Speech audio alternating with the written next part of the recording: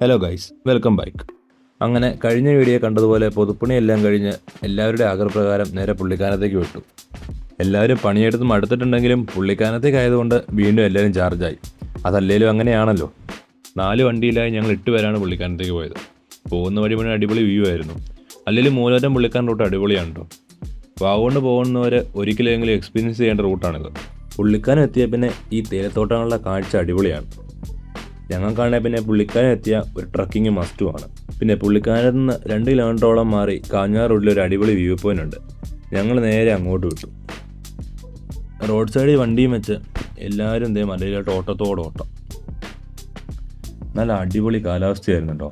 നല്ല മഞ്ഞും നല്ലപോലെ കാറ്റും ഉണ്ടായിരുന്നു. പിന്നെ പുള്ളിക്കാനം വന്നത് 4 ആളെ അറിയിക്കാൻ സ്റ്റാറ്റസ് സ്റ്റോറി ഇടണമല്ലോ. അപ്പോൾ അതിനുവേണ്ടി കുറേ ഫോട്ടോസും വീഡിയോസും ഒക്കെ എല്ലാവരും എടുത്തു.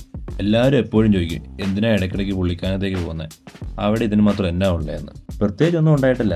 പിന്നെ ഈ കാഴ്ചയൊക്കെ കണ്ട് കൂട്ടുകാരുടെ കൂടെ ഒന്നിച്ച് കുറേ ടൈം സ്പെൻഡ് ചെയ്യുമ്പോൾ കിട്ടുമ്പോൾ ഒരു സന്തോഷമുണ്ടല്ലോ, അത് വേറെ ഒന്നിനും തരാൻ പറ്റില്ല.